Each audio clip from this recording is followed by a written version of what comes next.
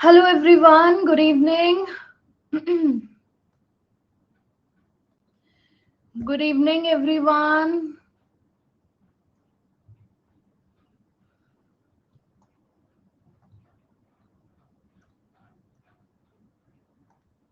Okay, all right. आज तो तंजील भी है क्लास में.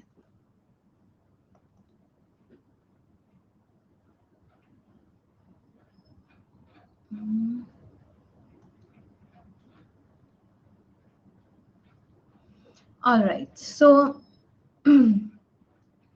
पहला मेरा क्वेश्चन आज वाली क्लास में. अरे ये क्या हुआ?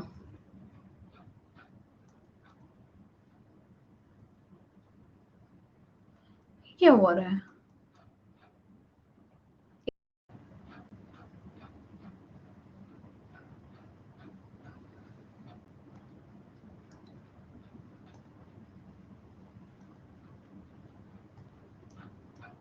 मुझे ये समझ में नहीं आ रहा. यहाँ पे मैंने जो कुछ भी लिखा हुआ है वो आ क्यों नहीं रहा है? हेडिंग्स नहीं आ रही हैं कुछ भी, जो एक्चुअली में स्लाइड्स में है इसमें नहीं आ रही हैं.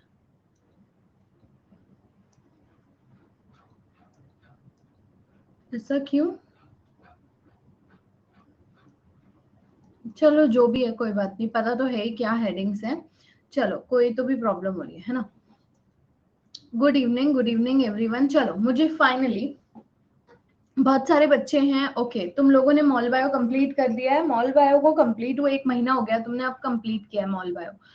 ओके इम्यूनो में तो अभी आई थिंक कुछ 8-10 ही बच्चे आ रहे हैं जो फाइनली जिनको कोर्स कंप्लीट करना है. ठीक है, शुरुआत में जैसे इस कोर्स में आ रहे थे बहुत सारे बच्चे वैसा स्टार्टिंग में था 2-3 सेशंस तक, बट फिर धीरे धीरे धीरे ये हर सेशन हर कोर्स में होता है. ठीक है.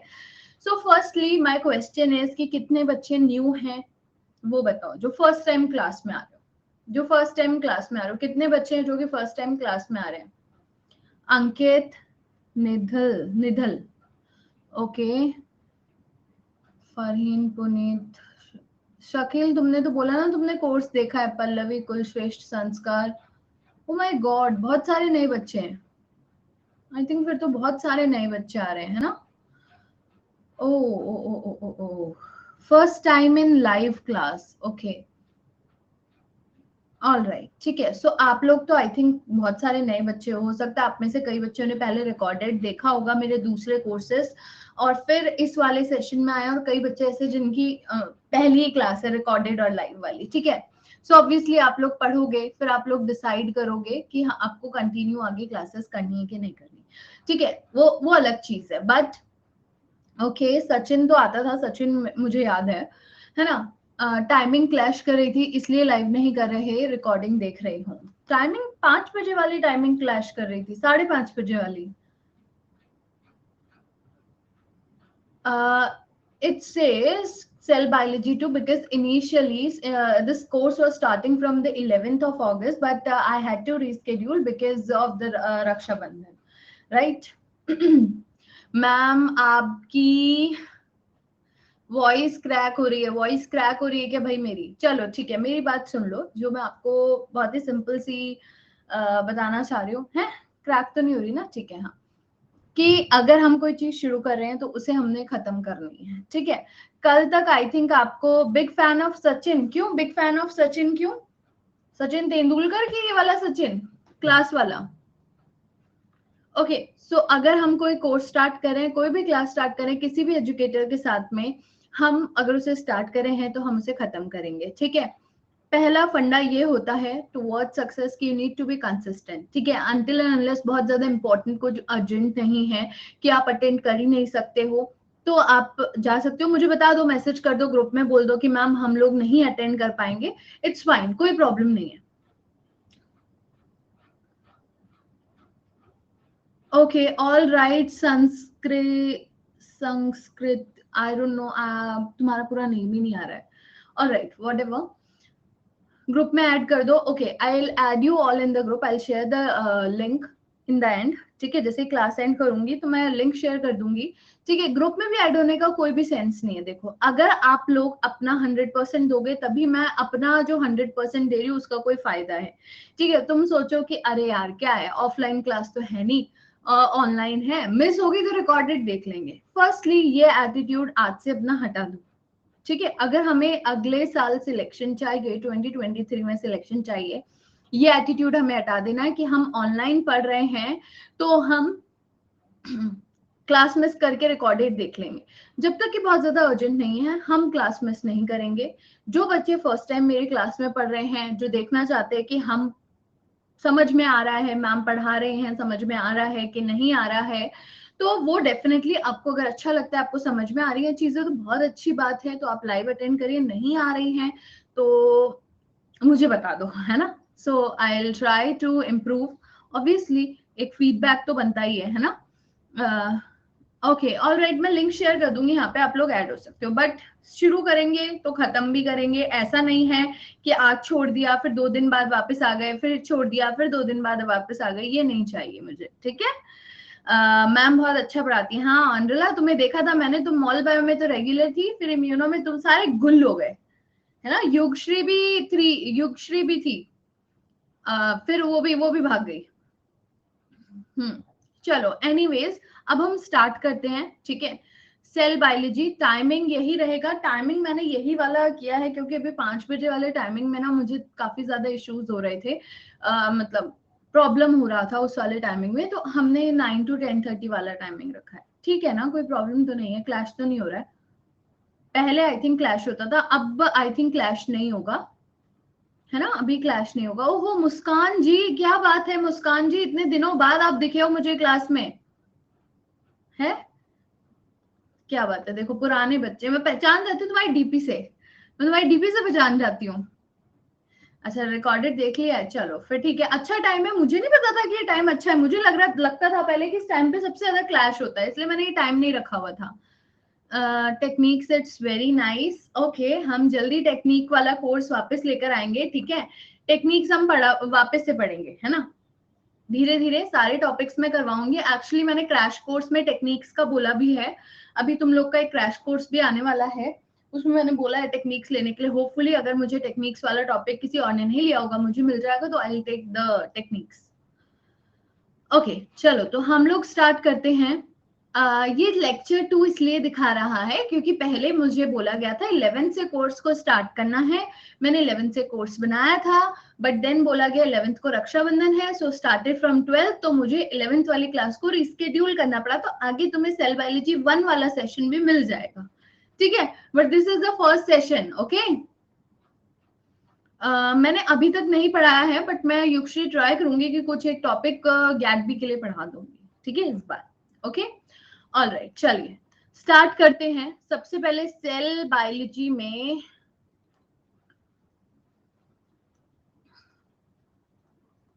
ये मेरे को सबसे बढ़िया लगता है पढ़ाना, ठीक है। सेल बायोलॉजी, इसके अंदर मैं क्या पढ़ाऊंगी, ठीक है। सबसे पहले हम देखेंगे सेल मेम्ब्रेन, ठीक है। सेल मेम्ब्रेन कैसा, क्या स्ट्रक्चर है सेल मेम्ब्रेन का, उसके थ्रू डिफ्यूजन हम देखेंगे, क्योंकि डिफ्यूजन एक बहुत ही इंपॉर्टेंट टॉपिक रहता है आप लोग का, ठीक है। उसके डिफ्यूजन पूरा पढ़ेंगे हम लोग, ठीक है। एक्टिव पैसिव सब ये चीजें पढ़ेंगे, डिफ्यूजन, ठीक है। उसके बाद में आपका आ जाएगा सेल ऑर्गेनेलीज हम पढ़ेंगे, ठीक है। सेल ऑर्गेनेलीज हम पढ़ेंगे, एंड सेल ऑर्गेनेलीज के साथ साथ हम लोग पढ़ते जाएंगे आपका प्रोटीन ट्रैफिकिंग, ठीक है। प्रोटीन ट्रैफिकिंग किस किस बच्चे ने पढ़ा है पहले, प्रोटीन ट्रैफिकिंग क्या आप लोग पढ़कर आए हैं पहले। प्रोटीन ट्रैफिकिंग पढ़ा है अदिप्ता ने, तो अदिप्ता तुमने तो शायद पहले सेल बायो किया है शायद से, सुरभि या जो भी सौम्यजीत हो, शायद से तुम लोगों ने तो पढ़ा हुआ है, नहीं पढ़ा है ना। काफी बच्चों ने नहीं पढ़ा है प्रोटीन ट्रैफिकिंग, तो हम प्रोटीन ट्रैफिकिंग पढ़ेंगे कि कैसे प्रोटीन बनता है। और अगर मैं तुम्हें बोलूं कि मान लो कि सेल मेम्ब्रेन पे कोई भी प्रोटीन है, एक्स प्रोटीन, तो वो बना तो ईआर जो आपका राइबोसोम है उसने बनाया, बट वो सेल मेम्ब्रेन तक पहुंचा कैसे। माइटोकॉन्ड्रिया के अंदर मान लो कि कोई भी प्रोटीन है, तो माइटोकॉन्ड्रिया के अंदर कोई भी protein, because you know enzyme क्या होते हैं, प्रोटीन होते हैं मोस्टली। एंजाइम्स जो होते हैं एक्सेप्ट राइबोजाइम्स क्या है, प्रोटीन नेचर। तो कोई प्रोटीन जो है वो बाहर बना और फिर वो माइटोकॉन्ड्रिया तक पहुंचा कैसे, साइटोप्लाज्म में बना, माइटोकॉन्ड्रिया में कैसे आया।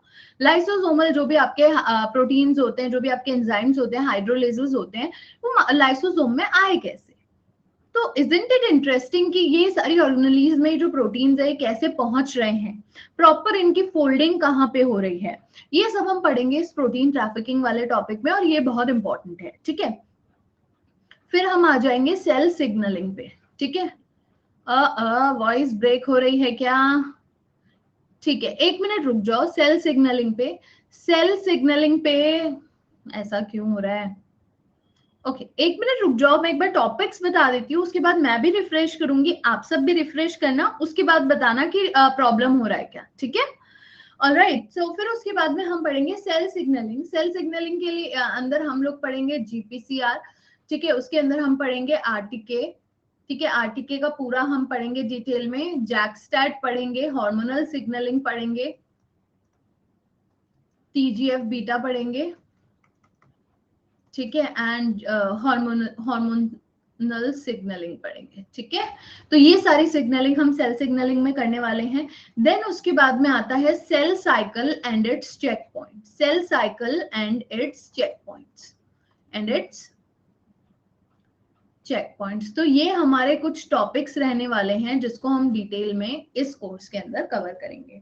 डन, कोई रह तो नहीं गया कोई टॉपिक, आई थिंक यही है, ठीक है। तो इनको हम डिटेल में इस कोर्स के अंदर कवर करने वाले हैं, ठीक है जी। तो ये जो सेल बायोलॉजी का सिलेबस है, जो भी मैंने टॉपिक्स बताए हैं, इसके अंदर अभी बहुत सारे सब टॉपिक्स है, it is more than enough even for the CSIR level. अगर तुमने इस कोर्स को ढंग से कर लिया, ट्रस्ट मी, अगर हमने ये सॉरी कैंसर एंड अपोप्टोसिस, बिल्कुल बिल्कुल कैंसर एंड अपोप्टोसिस रह गया है ना। अगर आपने, मैं जो तुम्हें ये पढ़ा रही हूँ ना, अगर तुम लोगों ने अच्छे से पढ़ लिया, trust me this is enough for your CSIR exam also. CSIR exam तक के लिए इतना आप जो पढ़ रहे हो वो आप लोगों के लिए इनफ होगा, मोर देन इनफ, ठीक है। तो आप लोगों को करना क्या है, आपके साथ साथ नोट्स बनाने हैं, कुछ पॉइंट्स रहेंगे जो मैं भी आपको लिखवा दूंगी, साथ साथ जो स्लाइड्स में आता है उसको एक बार नोट डाउन करते जाएंगे, और जहां पर भी कुछ भी प्रॉब्लम आता है मुझसे पूछेंगे, ठीक है। मैम विच रेफरेंस बुक आप यहाँ पे इसके लिए कर सकते हो, आपकी कार्प रेफर कर सकते हो, लॉडिश रेफर कर सकते हो, राइट। आपको जिसका लैंग्वेज, एल्बर्ट्स आई थिंक आप रेफर कर सकते हो, डिपेंड आपका लैंग्वेज। रेफरेंस बुक की बात मैं कर रही हूँ पाथफाइंडर में अभी, क्योंकि if you are preparing for the 2023, मैं बोलूंगी कि एक बार सिर्फ अगर हम नजर मार लेंगे ना, जो मैं टॉपिक से पढ़ा रही हूँ, इनको अगर आप रेफरेंस बुक में से एक बार जस्ट देख लेंगे, लेट्स से कि जैसे आज मैंने तुम्हें सेल मेम्ब्रेन बताया, सेल मेम्ब्रेन तुमने एल्बर्ट्स में से थोड़ा सा देख लिया, ठीक है, और तुमने साथ साथ अगर कोई पॉइंट मेरा मिस हो गया, तुमने उसको नोट डाउन कर लिया, तो तुम्हारे पास क्या हो गया, तुम्हारे उस रेफरेंस बुक से भी नोट बन गए, मैंने जो पढ़ाया उसके भी नोट्स हो गए, और बाद में जब तुम कभी रिवाइज करोगे तो जो तुम्हारी कंपाइल्ड बुक आ रही है Pathfinder, you can refer that as well. समझ में आया? सेल मेम्ब्रेन का स्ट्रक्चर, ठीक है, ओके। सो आप अगर चाहते हो, क्योंकि अगर हमारे पास टाइम है तो हम रेफरेंस बुक को रेफर करेंगे। मेरे पास जो भी सेल बायोलॉजी की रेफरेंस बुक है उसका मैं आप लोगों को पीडीएफ सेंड कर दूंगी, आप लोग तीनों पढ़ के देखना, जो आपको लगता है, आपको लैंग्वेज इजी लग रही है, आपको ज्यादा इलेबोरेटिव जिसमें लग रहा है, आपको अच्छे से समझ में आ रहा है, वो आप पढ़ लेना, ठीक है। ऐसा कुछ नहीं है, कंटेंट सभी बुक्स में सेम है, कंटेंट जो है वो सभी बुक्स में सेम है, रेफरेंस बुक्स नेसेसरी नहीं है, कार्प बेस्ट है, वही मैं बोल रही हूँ ना, कई बच्चों को एल्बर्ट्स अच्छी लगती है, कई को कार्प अच्छी लगती है, कई को जो आपकी लॉडिश है वो भी अच्छी लगती है। Reference book is not necessary, but I think it is good to read reference book, to make a habit of reading reference book. Cooper is also good, Cooper का नाम मैं नाम लेना भूल गई, Cooper is also good. Okay, so मैं refresh कर रही हूँ एक बार, क्योंकि वॉइस का इश्यू आ रहा है, आप लोग भी एक बार कर लो इसको, ठीक है। एक बार रिफ्रेश कर लो, रिफ्रेश।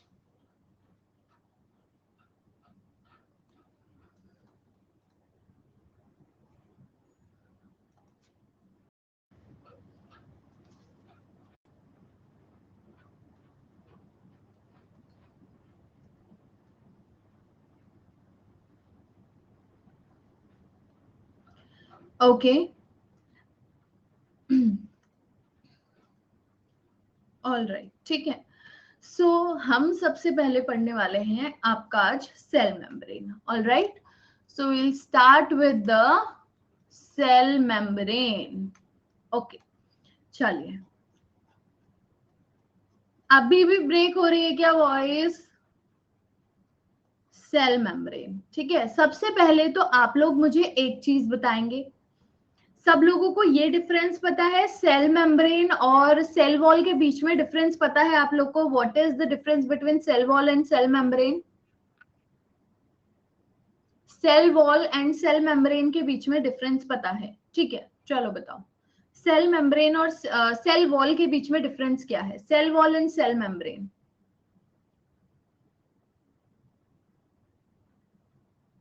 परमेबिलिटी का डिफरेंस होगा, semi permeable versus rigid, made up of the cellulose pectin. Cell membrane is living and permeable. Okay, good. Fluidity, selectively permeable होती है cell membrane.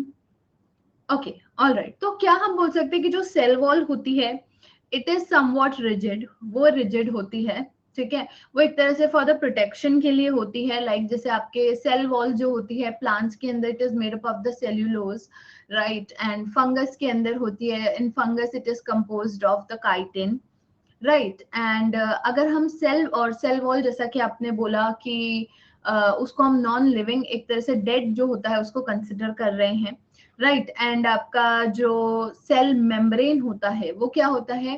Comparatively it is, ये क्या होता है? सेमी परमिएबल होता है, ठीक है। ये क्या होगा आपका? सेल मेम्ब्रेन जो होगा सेमी परमिएबल कंसिडर करते हैं हम इसे।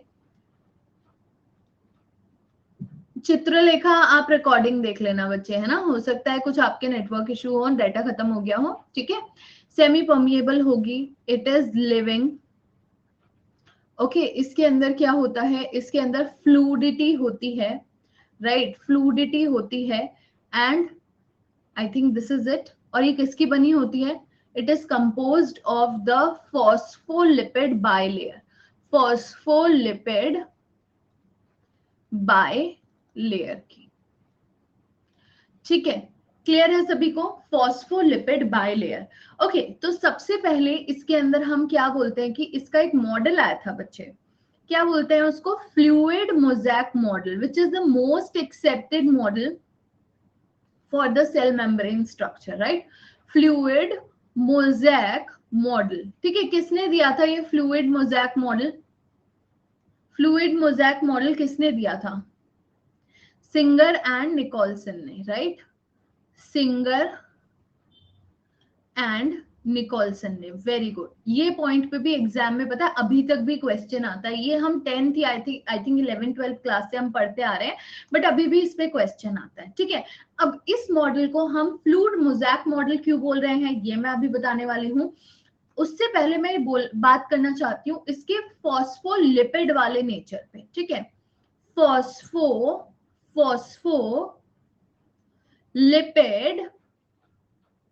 bilayer, it is phospholipid bilayer, all right, which means phospholipid, which means this layer, this plasma membrane is composed of phosphate and lipid, and it is a bilayer, bilayer which means there it is composed of the two layers of the phospholipid. Is it clear?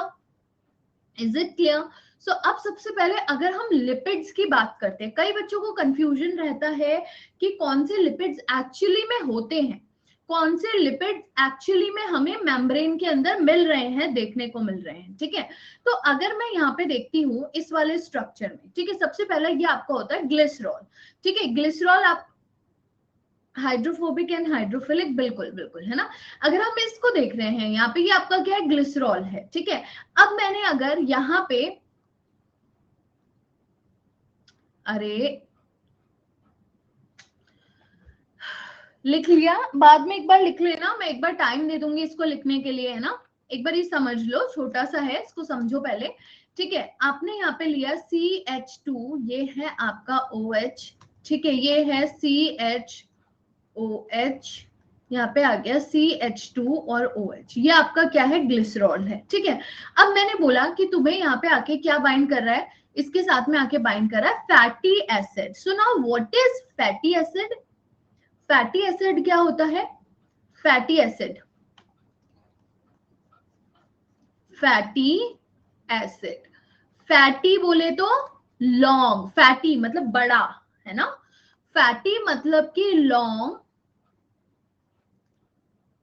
Right, long chain of hydrocarbons, of hydrocarbons, ठीक है, of hydrocarbon, right, जिसके साथ में क्या है, एक acidic group जो है, एक कार्बोक्सिलिक ग्रुप जो है वो अटैच्ड है, ठीक है।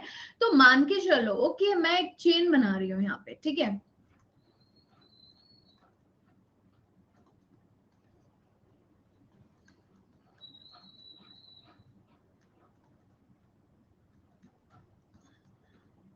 ओके।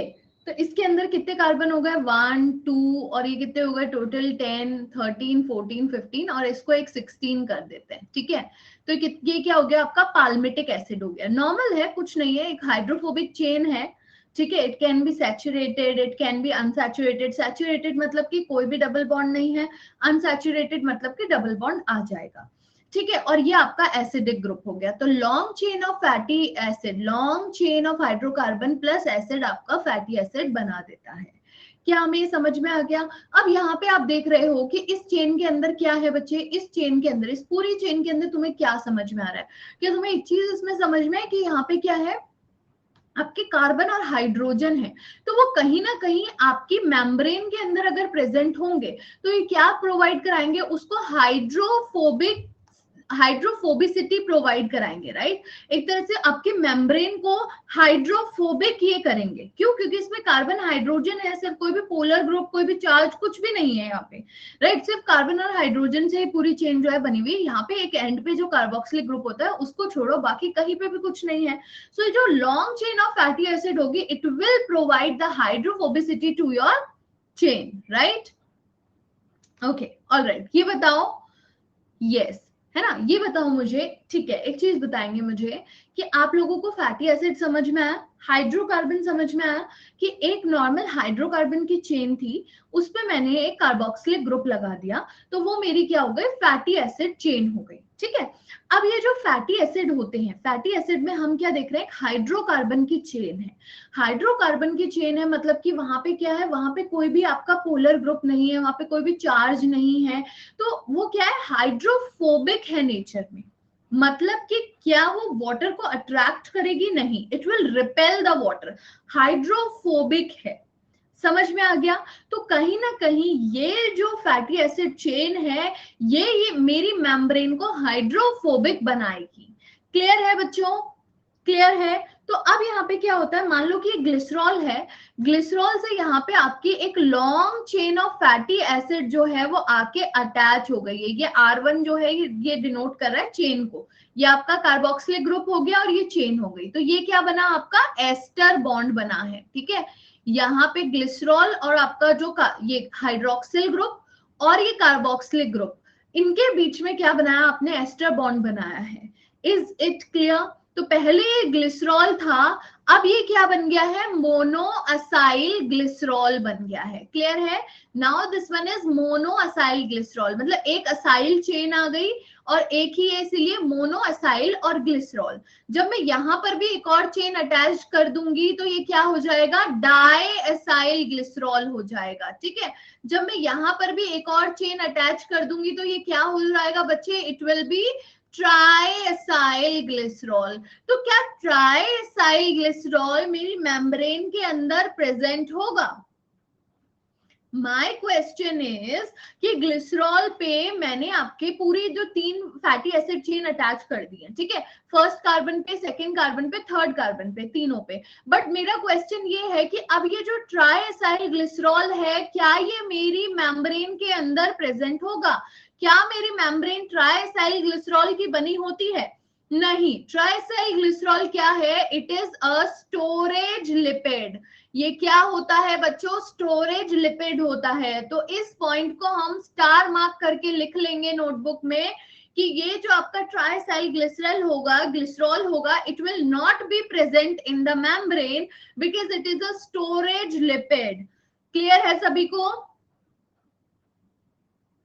समझ में आ गया? ओके चलो ठीक है। तो हमें एक चीज समझ में आ गई, हमें थोड़ा ये बताना जरूरी था क्योंकि डायरेक्ट क्वेश्चन बनता है इस पॉइंट पे, क्योंकि हमारे क्या देखे जाते हैं एग्जाम में, बेसिक कॉन्सेप्ट देखे जाते हैं कि तुम्हें ये बेसिक चीज समझ में आती है कि नहीं आती है। ठीक है, तुम्हें ऑप्शन दे देंगे which one of the following is not present in the membrane, और उसमें से एक ट्राइसाइल ग्लिसरॉल होगा ऑप्शन, तो आपको उसमें टिक मार कर आ जाना है। ठीक है, कुछ ज्यादा नहीं सोचना है। ऑलराइट चलिए, तो ये हो गया हमारा। ठीक है, ये नीचे से बना लेना, ट्राइसाइल ग्लिसरॉल यहाँ नीचे बना हुआ है। ठीक है, ये बना हुआ ट्राइसाइल ग्लिसरॉल। अब यहाँ पे मैं थोड़ी सी छोटी सी बात करना चाहती हूँ आप लोगों से।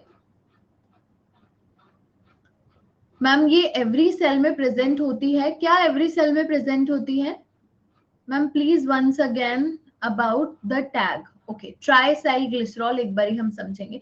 ओके सो हमें क्या फैटी एसिड समझ में आ गया है?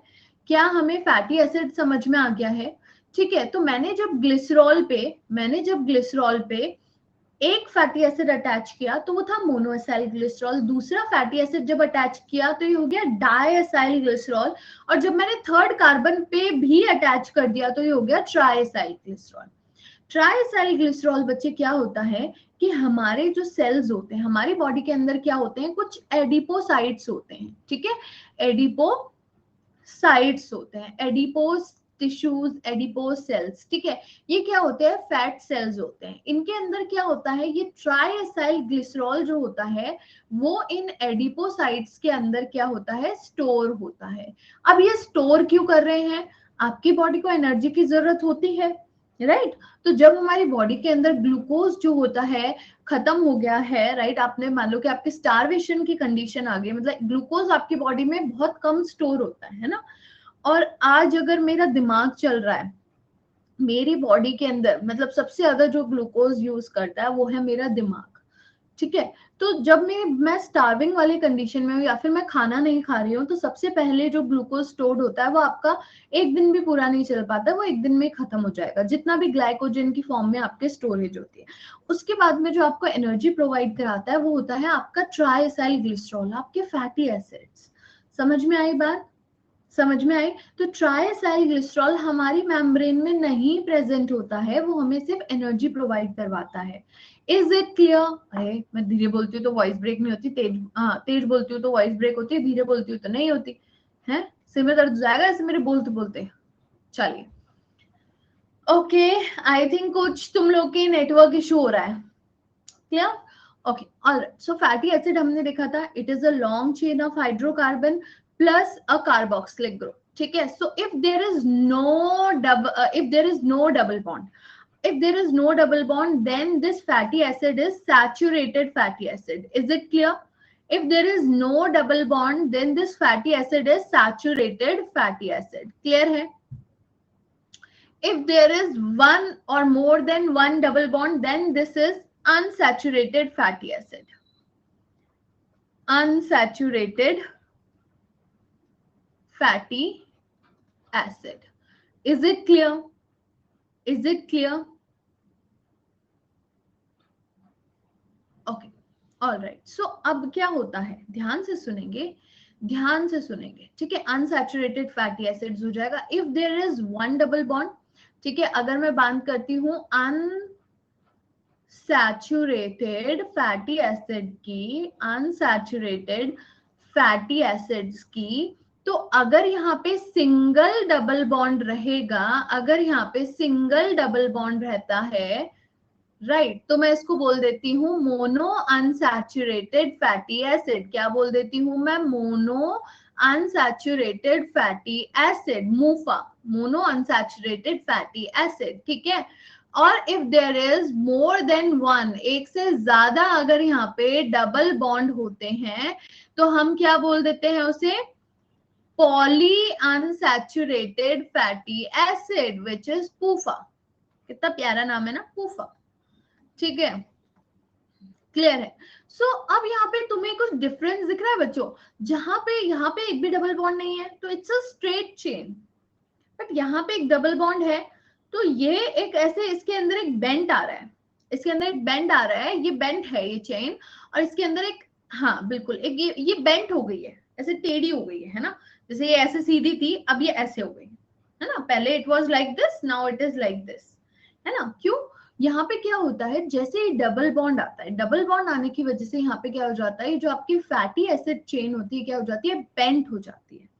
क्या हो जाती है? ये बेंट हो जाती है by the 30 degree, 30 degree bent हो जाती है, जिस बेंट को हम क्या बोलते हैं, किंक बोलते हैं, उस बेंट को हम क्या बोल देते हैं, किंक बोल देते हैं। क्या आपको ये बात समझ में आई?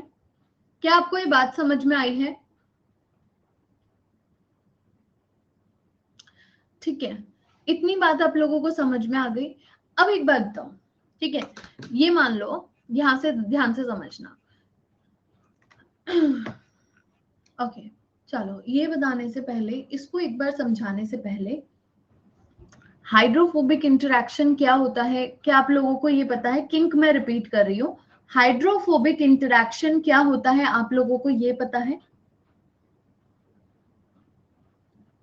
What is the hydrophobic interaction? Water hate, okay, और कुछ इसके अलावा? You wanna add something? Water repellent, okay, repel water, all right, you're correct, repel water, okay. So tell me something that अगर मैं तुम्हें वाटर ना दूं, मैं बोलूं कि ये तुम्हारे पास 2 हाइड्रोकार्बन चेन है, मैं तुम्हें वाटर नहीं दे रही हूँ, तो क्या वहां पे हाइड्रोफोबिक इंटरेक्शन होगी? मैंने तुम्हें बोला कि मैं तुम्हें वाटर नहीं दे रही हूँ, बट मैं तुम्हें हाइड्रोफोबिक चेन्स दे रही हूँ, तो क्या वहां पर to escape the water the hydrophobic molecules comes together? Correct, Krisha ने इसको एकदम करेक्ट बोला है, इस चीज को ही मैं आप लोगों को समझाना चाहती हूँ, ठीक है। तो यहाँ पे इंटरेक्शन से पहले हम लोग बात करेंगे एक बार हाइड्रो, मतलब ये सब बात करने से पहले एक बार हाइड्रोफोबिक इंटरेक्शन भी बताऊंगी मैं आपको, पर एक बार पहले इसी को समझ लेते हैं, ठीक है, फिर वो हाइड्रोफोबिक भी समझा दूंगी, ठीक है। क्या है ये? आपकी देख रहे हो, ये आपकी 2 सैचुरेटेड वाली चेन्स है, ठीक है, ये आपकी 2 सैचुरेटेड वाली चेन्स है, ये वाली, कोई बेंड नहीं है, तो क्या ये ऊपर से लेकर नीचे तक इसमें पूरे में इंटरेक्शन हो रही है? देख रहे हो, ये आपस में यहां से लेकर यहां तक पूरा इंटरेक्शन हो रही है, हो रही है कि नहीं हो रही है? हो रही है, ठीक है। अब आपके पास में 2 चेन है, ठीक है, ये वाली, इसके अंदर कोई भी डबल बॉन्ड नहीं है, ये वाला है, इसके अंदर एक डबल बॉन्ड आ गया, तो ये पहले ऐसे था, यहाँ पे डबल बॉन्ड आया, ये ऐसे हो गया, थोड़ा सा टिल्ट हो गया, तो अब आप देख रहे हो सिर्फ इतनी जगह पर इंटरेक्शन हो रहा है, यहां से इंटरेक्शन नहीं हो रहा है, राइट? देख पा रहे हो आप लोग कि पहले अगर सैचुरेटेड था तो वो स्ट्रेट है, तो आपस में पूरा इंटरेक्शन हो रहा है। जब ये किंक आ गया तो वो थोड़ा सा ऐसे हो गया, है ना, वो थोड़ा सा क्या हो गया, ऐसे हो गया, मतलब कि ऐसे स्ट्रेट, आप ऐसे खड़े हो, हाथ को पूरा ऐसे नीचे करके खड़े हो, that is your saturated chain, ठीक है। तो जब आप ऐसे खड़े रहोगे तो आप क्या करोगे, जो आपके आजू बाजू खड़े हैं वो आपसे बिल्कुल ऐसे चिपक के खड़े रहेंगे, ठीक है, आपके और उनके बीच में पूरी इंटरेक्शन होगी। पर एक आप ऐसे करके खड़े हो गए, है ना, एक आपने थोड़ा सा ऐसे टिल्ट हो गए, है ना, आपने अपने हाथ को ऐसे की जगह थोड़ा सा ऐसे कर लिया मान लो, तो अब क्या आप उनसे इंटरेक्ट कर पाओगे? पूरा नहीं कर पाओगे, राइट? अब वो आपसे चिपक के खड़े नहीं हो सकते हैं, है ना। तो यही चीज यहाँ पर समझनी है। अगर यहाँ पर किंक नहीं है, अगर यहाँ पर कोई किंक नहीं है, तो ये चेन जो ये आपस में पूरी की पूरी इस तरह से इंटरेक्शन होगी, पूरी की पूरी इस तरह से इंटरेक्शन होगी, अगर यहाँ पे किंक नहीं है। अगर किंक आ गया तो ये ऐसे हो गया, तो अब क्या पूरा आपस में इंटरेक्ट कर पा रही है चेन? नहीं कर पा रही है, क्लियर है। तो इसीलिए जब भी हम बात करते हैं सैचुरेटेड फैटी एसिड्स की, जब भी हम बात करते हैं सैचुरेटेड फैटी एसिड्स की, तो उसमें क्या होती है, पूरी की पूरी चेन्स जो है आपस में पूरी की पूरी through out there length interaction होती है, जिसकी वजह से ये जितने ज्यादा सैचुरेटेड फैटी एसिड्स होते हैं, यहाँ पे आप देख रहे हो इट्स अ कॉम्पैक्ट स्ट्रक्चर, एक कॉम्पैक्ट फॉर्म में ये अपना आपको पैकेज करते हैं, राइट। ये कॉम्पैक्ट आपस में से चिपक चिपक के अरेंज्ड है, राइट। बिल्कुल एक कॉम्पैक्ट स्ट्रक्चर ही यहाँ पे फॉर्म कर रहे हैं, राइट बच्चों? क्या आप लोगों को दिख रहा है? एक कॉम्पैक्ट स्ट्रक्चर यहाँ पर फॉर्म हो रहा है, राइट? वहीं पर आप यहाँ पर देख लो, वहीं पर आप इधर देखो, ये आपकी सैचुरेटेड चेन है, ये आपकी सैचुरेटेड है, ये सैचुरेटेड है, ये सैचुरेटेड है, बट यहाँ पे ये अनसैचुरेटेड चेन्स आ गए जिनके बीच में किंक है। तो क्या ये आपस में सब ऐसे चिपक चिपक के बैठे हैं? अब नहीं ना, खुले हुए हैं, दूर दूर हैं, है ना? तो यहाँ पे क्या होगा, यहाँ पे कॉम्पैक्ट स्ट्रक्चर फॉर्म नहीं करेंगे। तो क्या आप लोगों को ये पॉइंट समझ में आया मेरा? ये पॉइंट समझ में आ गया? ये पॉइंट समझ में आ गया तो फ्लूडिटी समझने में प्रॉब्लम नहीं होगी, तो मेम्ब्रेन फ्लूडिटी समझने में प्रॉब्लम नहीं होगी, ठीक है? चलो अभी एक सेकेंड, ये हो गया है। मुझे तुम्हें कुछ और समझाना था ना, क्या समझाने वाली थी मैं? हाइड्रोफोबिक, हाइड्रोफोबिक है ना, हाइड्रोफोबिसिटी समझा रही थी, ठीक है? चलो, हाइड्रोफोबिक क्या होता है? What is the hydrophobicity? Hydrophobicity मतलब कि जब भी मैंने आपको एक बिल्कुल बिल्कुल ठीक है, बिल्कुल बिल्कुल एकदम करेक्ट बोल रहे हो। मैंने एक ग्लास लिया, ठीक है, उस ग्लास के अंदर मैंने पानी डाला, ठीक है, और पानी के अंदर मैंने क्या डाल दिया, थोड़ा सा एसीटोन डाल दिया, थोड़ा सा क्या डाल दिया, एसीटोन डाल दिया, ठीक है। तो क्या होगा उसके अंदर, क्या वो मिक्स हो जाएगा? क्या वो उसके अंदर मिक्स हो जाएगा? या फिर मैंने इथेनॉल डाल दिया, या फिर मैंने इथेनॉल डाल दिया, मान लो एसीटोन भी छोड़ो, इथेनॉल, अरे क्यों नहीं होगा भाई? एसीटोन जो होगा, अगर आप एसीटोन जो है उसको अगर आप पानी के अंदर डाल रहे हो तो वो क्या हो जाएगा, मिक्स हो जाएगा पानी के अंदर, वाटर के अंदर, बच्चे वाटर वाटर वाटर के अंदर अगर आप डालोगे एसीटोन, उसको ऐसे शेक कर दोगे तो मिक्स हो गया। अब मैंने तुम्हें बोला कि तुम एक काम करो बच्चे, तुम उसी पानी के अंदर, उसी पानी के अंदर नहीं, मतलब वैसे ही ग्लास में पानी लो, एक ग्लास में तुमने वाटर लिया और उसमें तुमने ऐड कर दिया एसीटोन, ठीक है, या फिर इथेनॉल ले लो, कुछ भी ले लो, ठीक है, यहाँ पे अभी एग्जाम्पल एसीटोन का है तो हम एसीटोन लेकर चल रहे हैं, ठीक है। तो इसके अंदर क्या हो जाएगा, मिक्स हो जाएगा अच्छे से। फिर दूसरा एक मैंने तुम्हें फ्लास्क लिया, उसके अंदर मैंने H2O ऐड किया, ठीक है। अब H2O ऐड करने के बाद में मैंने इसके अंदर क्या डाला, मैंने इसके अंदर ऑयल डाल दिया है, ऑयल ऐड कर दिया। तो अब मैंने बोला इसे शेक कर दो, अच्छे से मिक्स करो इसे अच्छे से, तुम उसको शेक करते रहे करते रहे करते रहे करते रहे। तो क्या हो गया कि आपको इस तरह से छोटी छोटी छोटी छोटी ड्रॉपलेट्स उस ऑयल की आपको दिख रही हैं, ठीक है, आपको छोटी छोटी छोटी छोटी छोटी छोटी सी इस तरह से ड्रॉपलेट्स जो है उसकी दिख रही हैं पानी के अंदर, ठीक है। फिर आपने क्या करा, उसे थोड़ी देर के लिए रख दिया। आपने रखा तो उसका जो सरफेस है, सरफेस पे ऐसे बड़ी बड़ी ड्रॉपलेट्स बन गई हैं, वो सारी ड्रॉपलेट्स ने मिलके ऐसे बड़ी बड़ी ड्रॉपलेट्स बना लिए। होता है ऐसा, ऑयल की लेयर जो बन जाती है, करेक्ट, जो ऑयल की लेयर बन जाती है, मैं उसी की बात कर रही हूँ, बिल्कुल, है ना? तो ऐसा होता है। तो मुझे एक बात बताओ कि ऐसा क्या हुआ कि ये जो ऑयल की जो ड्रॉपलेट्स थी, मान लो ये ऑयल की ड्रॉपलेट्स है छोटी छोटी, ऐसा क्या हुआ कि इन्होंने मिलके एक बड़ी ड्रॉपलेट जो है वो बना ली, वाटर के अंदर ये है, ठीक है, they are present in water. अब ये जो ऑयल है, ये जो ऑयल की ड्रॉपलेट है, ये तो है हाइड्रोफोबिक, ये है हाइड्रोफोबिक। हाइड्रोफोबिक मतलब कि इनके ऊपर कोई पोलर ग्रुप नहीं है, इनके ऊपर कोई चार्ज नहीं है। फिर जब कोई चार्ज ही नहीं है, कोई अट्रैक्शन ही नहीं है, आप अगर अगर मैं बोलूं तो भाई कि इसके ऊपर चार्ज है, ऑपोजिट चार्ज है, तो आके अट्रैक्ट हो जाएगा। मैं बोलूं कि चलो कोई पोलर ग्रुप है, तो तुम बोल दोगे पोलर ग्रुप है तो मैम हाइड्रोजन बॉन्डिंग कर लेगा, बट इनके पास तो कुछ भी नहीं है बेचारों के पास में। फिर ऐसा कौन सा फोर्स था, ऐसा क्या हुआ कि इन्होंने ये बना लिया, क्लस्टर फॉर्म कर लेती हैं to avoid water, very good. Interaction हुआ ऑयल, बट इंटरेक्शन हुआ, बट वो इंटरेक्शन हुआ कैसे, वो इंटरेक्शन हुआ कैसे? अगर मैं बोलूं इनके ऊपर चार्ज है तो तुम बोल दो कि इलेक्ट्रोस्टैटिक है, बट इनके ऊपर तो कोई चार्ज ही नहीं है। कौन सा इंटरेक्शन, कैसा इंटरेक्शन? ना तो कोई चार्ज है ना कुछ है, न्यूट्रल है ये, एकदम कुछ भी नहीं है इनके ऊपर। फिर कैसे इनको पता चला कि यहाँ पे एक और ड्रॉपलेट है, हम लोग को आपस में आके जुड़ना है? समझ में आ रही है बात जो मैं बोल रही हूँ?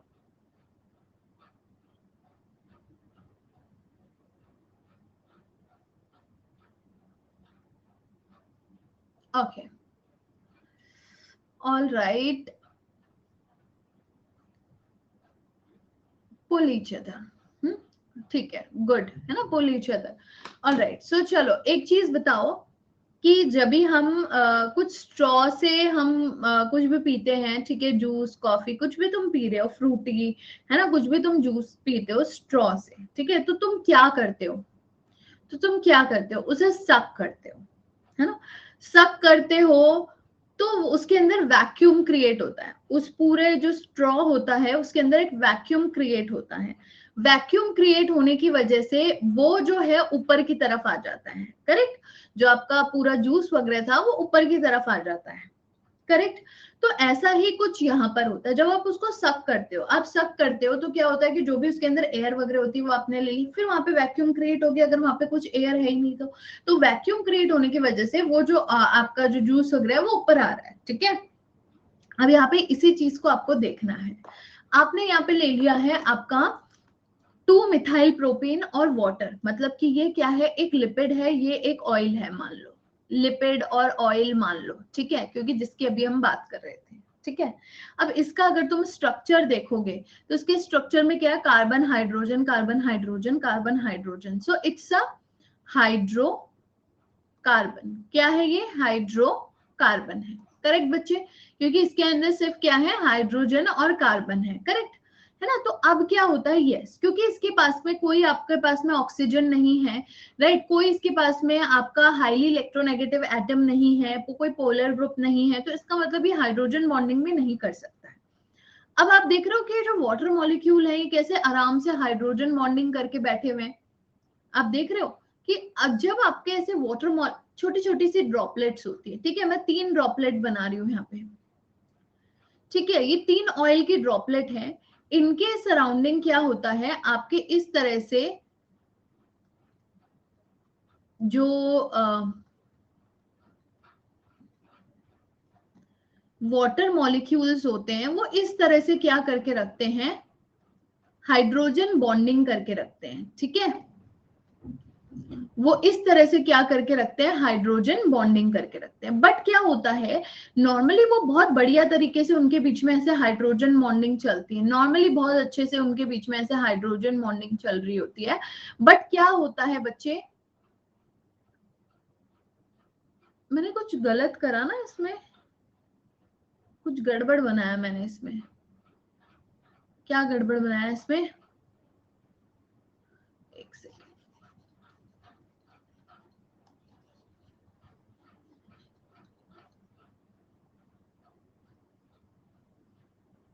नहीं सही बनाया, ठीक है। हाँ, तो अब क्या होता है कि जो वाटर मॉलिक्यूल्स होते हैं, ये जो वाटर मॉलिक्यूल्स होते हैं ये क्या करते हैं, आपस में एक बिगर केज फॉर्म करते हैं, ठीक है, ये क्या करते हैं, इस तरह से एक केज फॉर्म करके रखते हैं, ठीक है। अब क्या होता है, क्योंकि ये इनकी प्रॉपर एक परफेक्ट जो होती है, इस तरह से हाइड्रोजन बॉन्डिंग फॉर्म करके रखते हैं, इसलिए परफेक्टली इनके बीच में क्या होता है, एक स्ट्रक्चर फॉर्म हुआ होता है, ठीक है। अब क्या होता है, अब क्या होता है कि क्योंकि इनके बीच में डिस्टरबेंस क्रिएट करने के लिए क्या आ गई है, ये ऑयल ड्रॉपलेट्स आ गई है, समझ रहे हो, बात को समझना, बात को समझने की कोशिश करना कि यहाँ पर क्या होता है कि ये जो आपके वाटर मॉलिक्यूल्स होते हैं यहाँ पे परफेक्ट हाइड्रोजन बॉन्डिंग करके रहते हैं। बट क्या हो जाता है कि बीच में आपकी जो ऑयल ड्रॉपलेट्स आ जाती हैं, ये क्या करती हैं, यस, ये क्या करती हैं, इनके जो ये जो हाइड्रोजन बॉन्डिंग होती है इसको डिस्टर्ब करती हैं।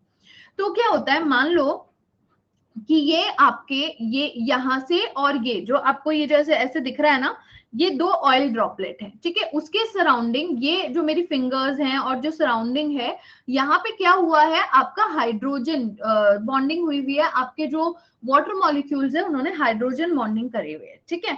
बट क्या वो हाइड्रोजन बॉन्डिंग परफेक्टली कर पा रहे हैं, क्या वो परफेक्ट वहां पे कर पा रहे हैं, नहीं। ऑयल ड्रॉपलेट्स, ये जो 2 ऑयल ड्रॉपलेट्स है इसके आने की वजह से यहाँ पे हाइड्रोजन बॉन्डिंग क्या हुई है, डिस्टर्ब हुई है। तो अब क्या होता है, वो परफेक्ट हाइड्रोजन बॉन्डिंग करने के लिए क्या करते हैं, वो एक बड़ा केज बनाते हैं, ठीक है, they try to make a bigger cage, समझ में आया कि यहाँ पे ये जो बीच में हाइड्रोजन और जो आपके H2O के जो मॉलिक्यूल्स थे, अब वो परफेक्ट हाइड्रोजन बॉन्डिंग करने के लिए क्या करते हैं, वो बोलते हैं कि हम एक इस तरह से बड़ा केज बना लेंगे, ठीक है। तो जब वो इस तरह से बिगर केज बनाते हैं तो बीच में क्या क्रिएट हो जाता है, वैक्यूम क्रिएट हो जाता है। और जब वो वैक्यूम क्रिएट होता है तो दोनों जो ऑयल ड्रॉपलेट्स होती हैं वो आपस में जुड़ जाती हैं, राइट। तो क्या होता है कि जो आपके वाटर मॉलिक्यूल्स होते हैं they have the tendency to make a bigger cage around the oil droplets, ठीक है। एंड बिकॉज ऑफ दैट जो आपके ऑयल ड्रॉपलेट्स होते हैं उनके बीच में क्या हो जाता है बच्चे, वैक्यूम क्रिएट हो जाता है एंड वो आपस में जुड़ जाते हैं। समझ में आया? समझ में आया?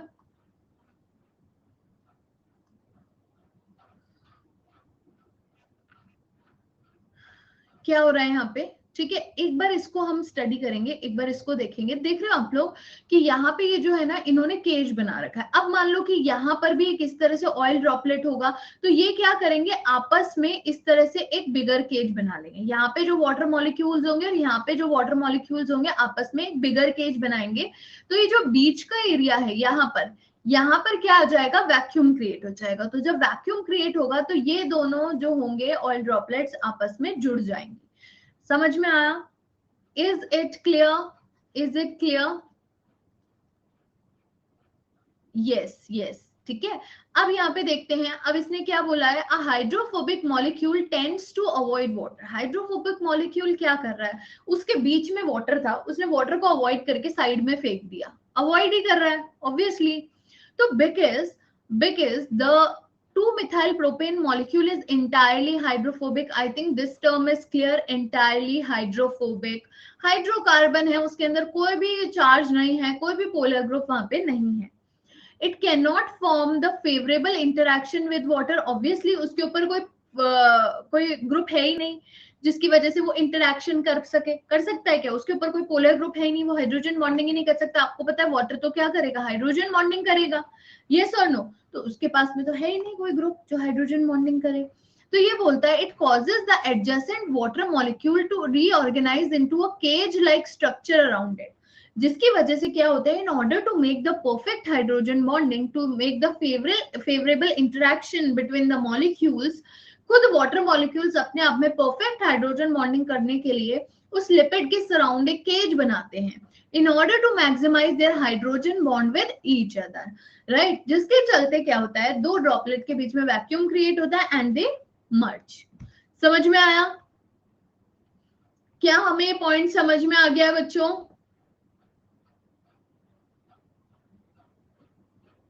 कोई दिक्कत? कोई दिक्कत? ठीक है,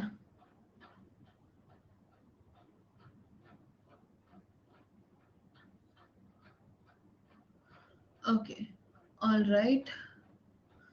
चलिए, तो क्या हम लिख सकते हैं यहाँ पे कि जो आपका हाइड्रोफोबिक मॉलिक्यूल्स है वो क्या कर रहे हैं, they are avoiding the water molecules and they have the tendency to make a bigger cage around the lipid droplets or the oil droplets to maximize their hydrogen bonding, right? तो ये क्या हो जाएगा, आपका हाइड्रोफोबिक इंटरेक्शन हो जाएगी। Clear है? तो क्या मैं ये मान के चलूं कि एक वाटर के अंदर जितने भी हाइड्रोफोबिक मॉलिक्यूल्स होंगे वो आपस में इंटरेक्शन करेंगे ही करेंगे? यस और नो? यस और नो? राइट, है ना। अगर मैं तुमसे बोल दूं कि भाई ठीक है मैम आपने बात बोल दी, बहुत अच्छी बात है, हमें एकदम समझ में आ गई, हाइड्रोफोबिक होगा। तो एक बार बताओ, क्या हाइड्रोफोबिक जो है वो पोलर से इंटरेक्शन नहीं कर रहा, वो बोल रहा है मेरे को चार्ज वार्ज से मतलब ही नहीं है, मेरे ऊपर कोई चार्ज ही नहीं है, मेरे को क्या लेना देना चार्ज से। तुम आओ बोलो मैम मेरे ऊपर तो पॉजिटिव चार्ज है, तो मैं बोलूंगी मैं तो हाइड्रोफोबिक हूँ, मुझे कुछ मतलब नहीं है, तुम्हें कितना आता है तुम्हें कितना नहीं आता, मैं तुम्हें बेसिक से ही पढ़ाऊंगी, समझो, मुझे तुम्हें मतलब ही नहीं है, तुम्हें जीरो ज्ञान है, तुम्हें पूरी सेल बायोलॉजी आती है, तुम सेल बायोलॉजी में पीएचडी हो, आई डोंट केयर, मैं यहाँ पे तुम्हें पूरा बेसिक से पढ़ाऊंगी, राइट। तो मैं क्या हूँ यहाँ पे, हाइड्रोफोबिक हो, तुम क्या हो, तुम्हारे को कुछ भी हो, मेरे को कोई फर्क नहीं पड़ता। समझ में आई बात? तो ये क्या है, ओके। अब तुम बोलो कि मान लो कि तुम बोलो कि तुम मुझे कोई एक पॉइंट बता रहे हो, ठीक है, तुम बोलो कि ma'am this point you have missed, ठीक है, आप हमें ये वाला पॉइंट जो है पढ़ा रहे हो, ठीक है, अब मैं उस पॉइंट को क्या करूँ, क्योंकि तुम मुझे एक तरह से क्या कर रहे हो, तुम्हें भी उस टॉपिक के बारे में मान लो कि ठीक है थोड़ी बहुत भी ज्ञान है, कुछ भी है, तुमने बोला, मुझे लगा यस यू आर राइट, है ना। अभी जैसे किसी ने एंट्रोपी वाला पॉइंट बोला था कृष्णा ने, मैंने उसको इनकॉर्पोरेट करा, फिर मैंने बोला चलो ठीक है तुम हाइड्रोफोबिक हो, तुम मेरे साथ आ जाओ, तुमने सही बात बोली है, ठीक है। तो ऐसा वाला सीन है कि अगर मेरे पास कोई हाइड्रोफोबिक आएगा तो क्या मैं उसको अपने पास रख लूंगी, बोलूंगी हाँ यस ओके, कोई प्रॉब्लम नहीं है। बोले कोई पोलर आ रहा है, मैंने कहा भागो यहाँ से, है ना, ज्यादा ज्यादा शांत पत्ती नहीं, ओके। कोई चार्ज वाला आ रहा है, अपने ऊपर चार्ज लेकर आ रहा है, मैं भागो यहाँ से, ऐसा वैसा नहीं चलेगा, ठीक है। तो हाइड्रोफोबिक जो है, क्या वो हाइड्रोफोबिक से इंटरैक्ट कर सकता है बच्चों, सिंपल सी बात है, वाटर इज देयर। तो कभी भी हम ये नहीं सोचेंगे कि हाइड्रोफोबिक मतलब water repellent, hydrophobic water repellent जरूर है, बट ये जो इंटरैक्शन होगी हाइड्रोफोबिक इंटरैक्शन, इसकी ये जो इंटरैक्शन होगी ये प्रेजेंस ऑफ वाटर में ही होगी, which means for this interaction water is must. समझ में आई बच्चों?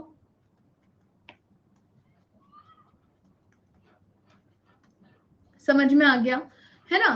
तो हाइड्रोफोबिक मतलब कि अगर मैं बोलूं कि तुम्हारी मेम्ब्रेन जो है वो हाइड्रोफोबिक है, ठीक है, मान लो कि मैंने बोला तुम्हारी मेम्ब्रेन जो हाइड्रोफोबिक है, तो क्या इसके अंदर कोई भी हाइड्रोफोबिक मॉलिक्यूल्स जा सकता है, इसके थ्रू क्रॉस कर सकता है इसको?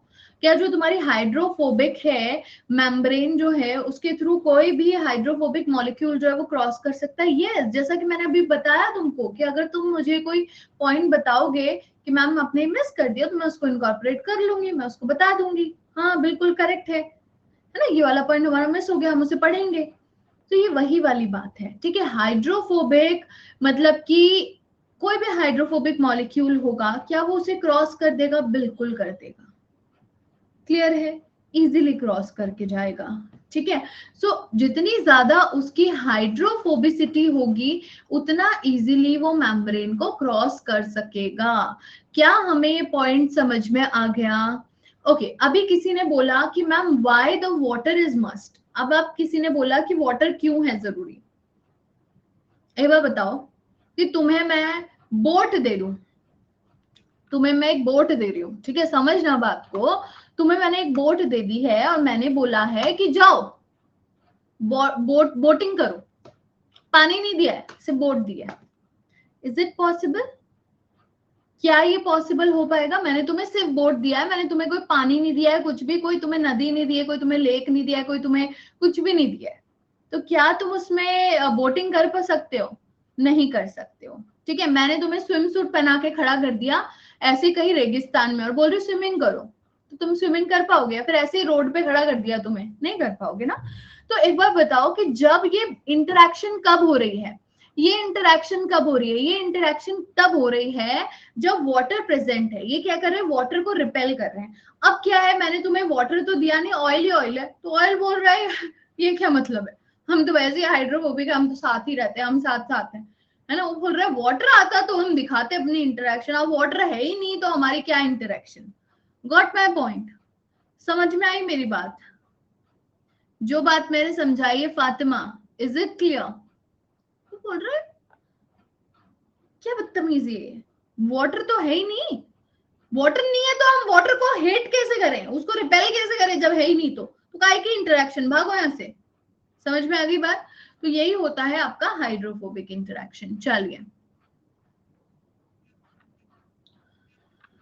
ऑलराइट, तो हमें किंक वाली बात समझ में आ गई, बिन पानी बरसात, हाँ, ये वाली समझ में आ गई बात आप लोगों को? okay. अब यहाँ पे बेंट वाला पॉइंट भी समझ लो, जो ये आपके डबल बॉन्ड्स होते हैं, these are the cis double bonds, ये जो बॉन्ड्स होते हैं these are the cis double bonds, ठीक है। तो इसमें जो आपके हाइड्रोजन एटम्स होते हैं they are on the same side, ठीक है, जिसकी वजह से एक साइड पे ज्यादा बोझ आ जाता है तो उधर की तरफ आपकी चेन लटक जाती है, उधर की तरफ आपकी जो चेन होती है उधर की तरफ बेंट हो जाती है, ठीक है। ये आपके हाइड्रोजन एटम है, इधर है आपके हाइड्रोजन एटम, इधर की तरफ ही आपकी चेन जो है वो बेंट हो गई, क्लियर है। सिस डबल बॉन्ड होता है यहाँ पे, क्लियर है। मेरी सिटी हाइड्रोफोबिक है, कौन सी सिटी है तुम्हारी हाइड्रोफोबिक? जैसे तुम्हारी सिटी में बारिश नहीं हो रही क्या?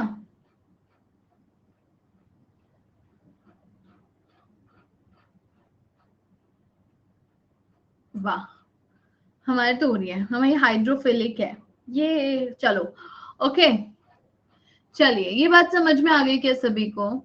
क्या सभी को ये वाली फैटी एसिड की बात समझ में आ गई? ठीक है। सो अब मैं बात करने जा रही हूँ फॉस्फोलिपिड की। अभी तक हमने सिर्फ क्या पढ़ा है, हमने सिर्फ लिपिड वाला पार्ट तो देख लिया क्या होगा, अभी हमने फॉस्फेट वाला पार्ट नहीं देखा क्या होगा, है ना। तो जो आपके मेम्ब्रेन लिपिड्स होते हैं, हमारे पास में दो टाइप के मेम्ब्रेन लिपिड्स होते हैं, ठीक है। एक होते हैं आपके फॉस्फोलिपिड और एक होते हैं ग्लाइकोलिपिड्स, ठीक है। सबसे पहले मैं बात करूंगी फॉस्फोलिपिड्स की। देखो जो बच्चे पहली बार पढ़ रहे हैं उनको हो सकता है कुछ चीजों में समझ में ना आए, बट अभी क्योंकि हम लिपिड नहीं पढ़ रहे हैं तो हम बहुत ज्यादा डेप्थ में नहीं जाने वाले हैं, सिंपल से कुछ चीजें हैं समझने की कोशिश करेंगे, ठीक है। मेम्ब्रेन लिपिड जो होंगे वो क्या होंगे, पोलर होंगे। वैसे एम्फीपैथिक होता है, एम्फीपैथिक भी क्या होता है वो भी मैं अभी बताऊंगी, ठीक है। अब मैंने बोला कि ग्लिसरोफॉस्फोलिपिड, ठीक है। सबसे पहले ग्लिसरोफॉस्फोलिपिड, इस टर्म को ब्रेक करो। लिपिड आपको बताए क्या, किसको बोल रहा है, ये आपकी फैटी एसिड चेन्स को लिपिड बोल रहा है। फॉस्फेट ग्रुप होगा यहाँ पे, और एक यहाँ पे जो है ग्लिसरॉल, तो मतलब आपकी ग्लिसरॉल की यहाँ पर क्या है, एक बैकबोन है।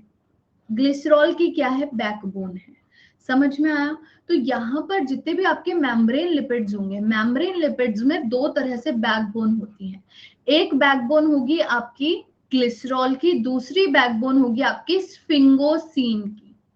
समझ में आया बच्चे? जो भी हम मेम्ब्रेन लिपिड की बात कर रहे हैं, मेम्ब्रेन लिपिड्स की बात कर रहे हैं, उसके अंदर दो आपके पास में टाइप के लिपिड्स आपको मिलते हैं। एक लिपिड मिलता है जिसके अंदर क्या होती है, ग्लिसरॉल बैकबोन होती है। कौन सी बैकबोन होती है बच्चे, ग्लिसरॉल बैकबोन होती है। और दूसरा एक लिपिड होता है जिसके अंदर कौन सी बैकबोन होती है, आपकी स्फिंगोसीन बैकबोन होती है। क्या होती है, स्फिंगोसीन बैकबोन होती है। क्लियर है बच्चे? Is it clear?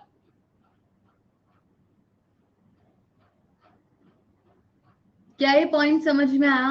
अब ये जो मैं बैकबोन की बात कर रही हूं वो समझने की कोशिश करना, ठीक है, उसी के थ्रू समझाती हूँ, ठीक है। अब यहाँ पे जैसे कि आप मेम्ब्रेन लिपिड्स देख रहे हो, आपके पास में मेम्ब्रेन लिपिड्स जो हैं, स्फिंगोसीन क्या है, स्फिंगोसीन क्या होते हैं, these are nothing but the amino alcohols, ठीक है। आपको अभी इतना जाने की जरूरत नहीं है डेप्थ में कि क्या होता है, कैसा स्ट्रक्चर होता है, ये हम लिपिड्स में पढ़ेंगे, ठीक है। अभी के लिए आपको ग्लिसरॉल का स्ट्रक्चर तो मैंने बता दिया, ठीक है। ग्लिसरॉल है, एक फैटी एसिड चेन अटैच्ड है, दूसरी फैटी एसिड चेन अटैच्ड है। फर्स्ट कार्बन पे एक फैटी एसिड चेन है, दूसरे कार्बन पे एक फैटी एसिड चेन है। मतलब कि बच्चों आपका डायएसाइल ग्लिसरॉल है। अगर मैं इसकी बात करूं तो क्या ये आपका डायएसाइल ग्लिसरॉल हो गया, क्या ये आपका डायएसाइल ग्लिसरॉल हो गया, दिस इज योर डायएसाइल ग्लिसरॉल। इस डायएसाइल ग्लिसरॉल पे मैंने क्या कर दिया, एक फॉस्फेट को अटैच कर दिया। इस डायएसाइल ग्लिसरॉल पे मैंने क्या कर दिया, एक फॉस्फेट को अटैच कर दिया। तो ये क्या हो गया आपका, तो ये क्या हो गया आपका, फॉस्फेटिडिक एसिड हो गया, या फिर फॉस्फेटिडिल भी बोल देते हैं कभी कभार, इसको फॉस्फेटिडिक एसिड भी बोल देते हैं। समझ में आया? अब यहाँ पे ये जो बॉन्ड बना, ये वाला और ये वाला बॉन्ड क्या था, एस्टर बॉन्ड था। अब ये क्या बना आपका, फॉस्फो एस्टर बॉन्ड बना है। Is it clear? Is it clear? जब मैंने डैग में थर्ड कार्बन पे फॉस्फेट अटैच कर दिया तो ये फॉस्फेटिडिक एसिड बन गया है। कितने बच्चे हैं जिन्हें ये वाली बात समझ में आ गई है, फॉस्फेटिडिक एसिड। अब फॉस्फेटिडिक एसिड से अगर मैंने यहाँ पे मान लो कि दिस इज एक्स ग्रुप, ये एक एक्स ग्रुप होता है, इस एक्स ग्रुप पे कुछ भी आ सकता है। यहाँ पे आ सकता है आपका कॉलिन, यहाँ पे फॉस्फेट से अटैच हो सकता है, आपका कॉलिन अटैच हो सकता है, आपका इथेनॉल अमीन ऐड हो सकता है, ठीक है। These are the side groups, these are the side groups. आपके सेरीन अटैच हो सकता है, ठीक है। These are the alcohols, these are the alcohols जो कि वहां पर अटैच हो सकते हैं। क्लियर है बच्चों? क्या आप लोगों को ये बात समझ में आ गई?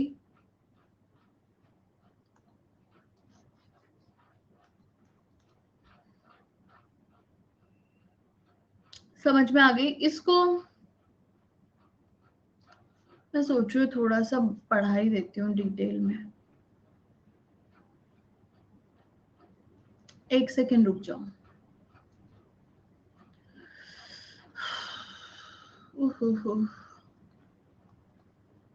अरे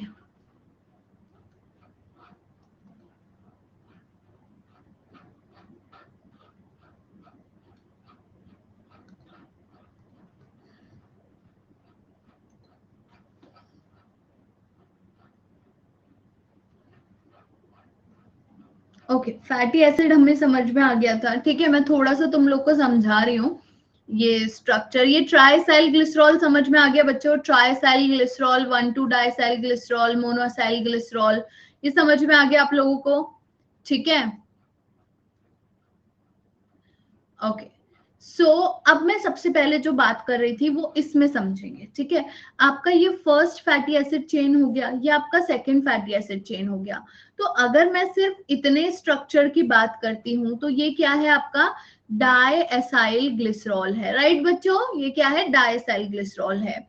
जब मैंने क्या करा, इस डायएसाइल ग्लिसरॉल से एक फॉस्फेट ग्रुप अटैच कर दिया तो ये हमारा क्या बन गया था?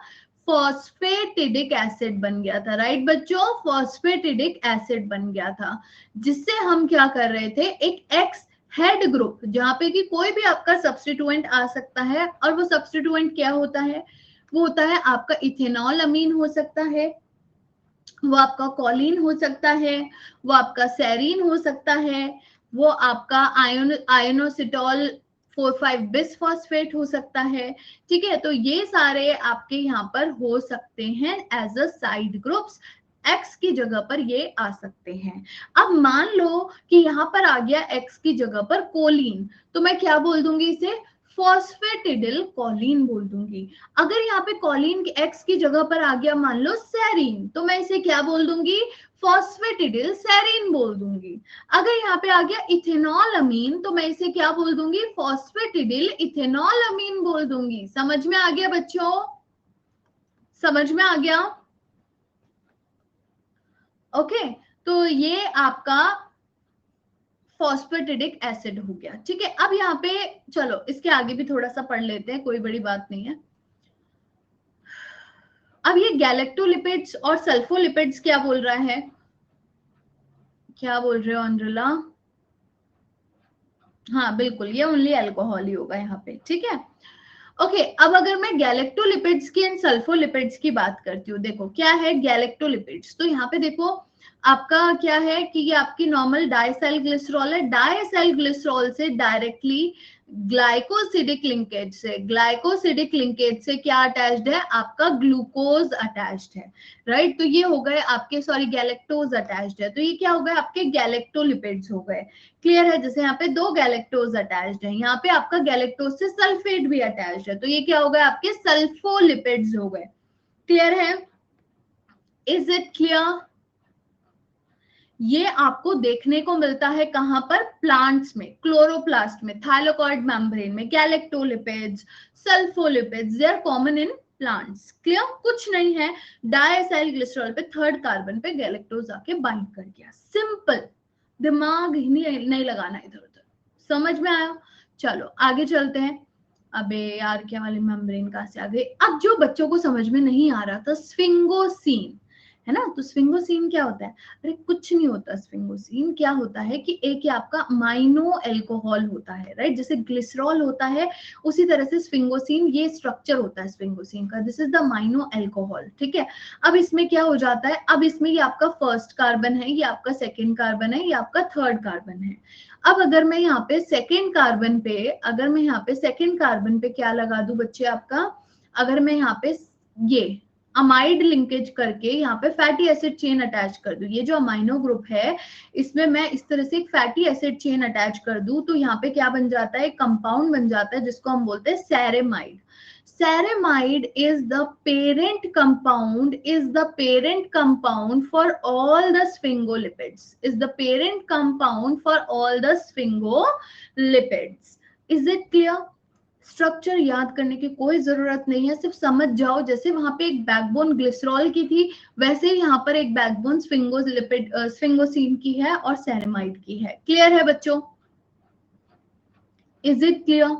ठीक है, तो अब अगर यहाँ पे देखेंगे, ठीक है, तो आप लोगों को अब आई थिंक समझ में आ गया, कुछ ज्यादा खतरनाक नहीं है इसके अंदर, है ना। कई बच्चों को पहले लगता होगा, मेरे को बहुत गंदा लगता था लिपिड्स पढ़ना, क्योंकि मैं ये स्ट्रक्चर देख के डर जाती थी। मैं अपना फियर बता रही हूँ तुम लोग को कि मैं जब पढ़ती थी, मैंने लेनिंजर में से भी पढ़ा था, बट मैं ये स्ट्रक्चर्स देखकर ना डर जाती थी। वॉइस ब्रेक हो रही है टू मच। ये नोट्स में ऐड करेंगे, बिल्कुल इनको नोट्स में ऐड करेंगे, ठीक है। अदिप्ता रिफ्रेश कर लो, ठीक है। सैरेमाइड है, सैरेमाइड पे अब जब यहाँ पे जो आपका ये वाला जो कार्बन है विथ स्ट्रक्चर, नहीं, no no no no, with structure मत करो, ठीक है। स्फिंगोमाइलिन, माइलिन नाम में ही आ रहा है, ब्रेन के अंदर प्रेजेंट होता है। तो इसमें क्या होता है कि आपका फॉस्फोकॉलिन, मतलब कि इस एक्स ग्रुप की जगह थर्ड कार्बन पे फॉस्फेट और कॉलिन दोनों आ जाएंगे, तो आपका क्या बन जाएगा, ये आपका स्फिंगोमाइलिन बन जाएगा, जो आपके ब्रेन के अंदर मिलता है। देन आता है आपका ग्लाइकोलिपिड। ग्लाइकोलिपिड में क्या है कि डायरेक्टली स्फिंगोसीन से क्या अटैच हो गया, आपका ग्लूकोज आके अटैच हो गया, तो ये आपका क्या हो गया, सल्फोलिपिड पर कौन सा ग्लाइकोसिडिक बॉन्ड है ना, ग्लाइको ग्लूकोज से अटैच्ड है सल्फेट, ग्लूकोज से सल्फेट अटैच था, ठीक है, ग्लूकोज से सल्फेट अटैच था। तो यहाँ पे आपका अगर ये आ जाएगा तो ये हो जाएगा आपका ग्लाइकोलिपिड, ठीक है। फिर अगर इसी में आपके दो गैलेक्टोज आके बाइंड कर गए, या ट्राई आ गए या टेट्रा आ गए, मतलब कि आपके पास डाइसेकेराइड आ गया, ट्राइसेकेराइड या टेट्रासेकेराइड आ गया, तो वो क्या हो जाएगा, आपका ग्लोबोसाइड हो जाएगा। क्या हो जाएगा, आपका ग्लोबोसाइड हो जाएगा। क्लियर है बच्चे? Is it clear? And ganglioside क्या होता है, ganglioside is again present in your brain, brain में प्रेजेंट होता है। तो वहां पे आपका जो कॉम्प्लेक्स, मतलब क्या होता है कि आपका जो भी है ट्राई सेकेराइड है, टेट्रा सेकेराइड हो गया, या फिर आपका डाइसेकेराइड हो गया, उसके साथ में एक सियालिक एसिड अटैच्ड होता है, ठीक है, उसके साथ में एक सियालिक एसिड अगर आ गया तो वो आपका बन जाता है गैंग्लियोसाइड। समझ में आ गया बच्चों? तो क्या हमें स्पिंगो शुगर और ये ग्लिसरॉल वाली, इनके बीच में डिफरेंस समझ में आ गया है? सॉरी, हाँ, इसके बीच में डिफरेंस समझ में आया। तो अब मैं अगर यहाँ पे बात कर रही हूँ ग्लिसरोफॉस्फोलिपिड की, तो आई थिंक आपको ये समझ में आ गया, ग्लिसरॉल है, दो फैटी एसिड चेन है, फॉस्फेट अटैच्ड है, अल्कोहल अटैच्ड है, तो ये मेरा ग्लिसरोफॉस्फोलिपिड हो गया। स्फिंगोसिन में मैं बात कर रही हूँ, ये मेरा पूरा सेरेमाइड है, यहाँ से लेकर यहाँ तक सेरेमाइड है। यहाँ पे मैंने फॉस्फेट आ गया और ये कॉलिन आ गया, तो ये क्या बन गया, मेरा स्फिंगोमाइलिन बन गया।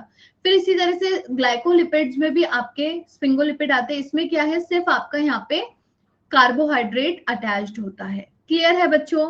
तो ये आपका बहुत ही सिंपल तरीका था इसको पढ़ने का, इसको याद करने का, ठीक है। मैंने बहुत ज्यादा डिटेल में तो अभी भी बॉन्डिंग वगैरह नहीं कराई है, बट यस इतनी रिक्वायर्ड था, क्योंकि अगर हम ये नहीं समझेंगे तो हमें मेम्ब्रेन, एसिमेट्री, फ्लिपेज, फ्लोपेज, आगे बहुत सारी चीजें नहीं समझ आएंगी। क्लियर? सेल सिग्नलिंग में भी ये काम आएगा। क्लियर है?